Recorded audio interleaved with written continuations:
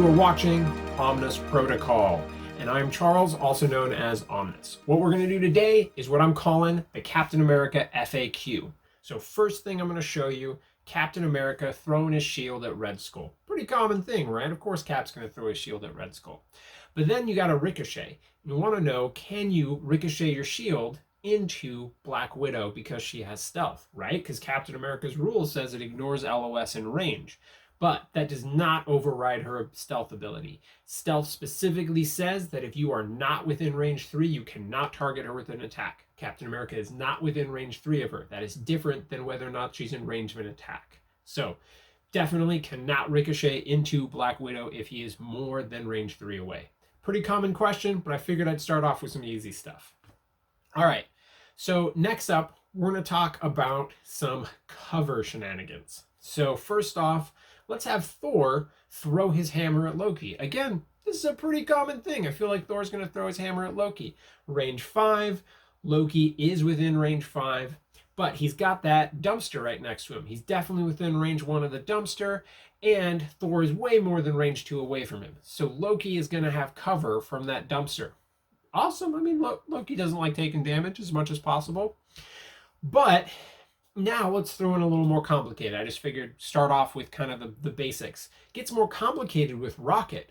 So if Captain America is about to punch Rocket and just use his strike attack, Rocket is still going to have cover because his ability is just cover all the time. It's not terrain dependent. So even if you're within range 2 of him, you are still going to have to deal with the fact he's got cover.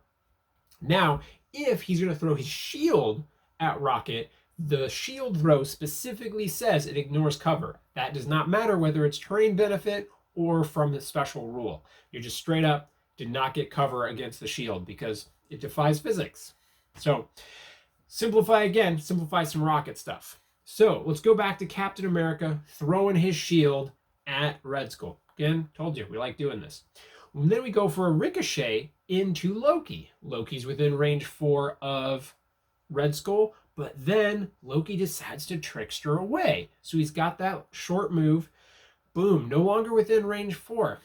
Guess you can't shield throw at him. But because trickster grants an additional action if the attack does not target more than one character, this means that Captain America now gets a whole new attack action.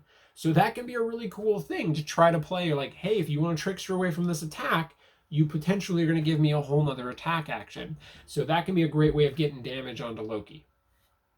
Now we're going to talk about if Red Skull decides to go for Unleash the Cube onto Thor. Because again, Red Skull, he kind of messes with the Avengers at times. So what you'd love to do is if Red Skull goes for that on Thor, you want to be able to lethal protect her with Venom to get him up there and make a bunch of attacks on Red Skull for it. But Venom is not within range 3 of Thor, so you can't make that happen. But Cap is within range 2, so Cap can go ahead and shield guard that attack. Now the attack targets Cap, which then does allow Venom to use lethal protector on Cap to then hop forward and be within range 3 of Red Skull. So you can still get that attack in there. So that's a cool way to kind of like piggyback the attacks, to potentially get it to the right bodyguard or to the right lethal protector place. But now I got one little gem for you, Hulk. All right. And if this bad boy takes all 20 damage, you do still put a dazed token on him, even though he does not have a card to flip to. But he remains dazed until the end of the round, which means you can potentially move up, say, Thor, and if he's got that 4 power on him to field dressing, you can remove the dazed token, remove that 1 damage, and you still have a 1 health Hulk that can wreak some havoc.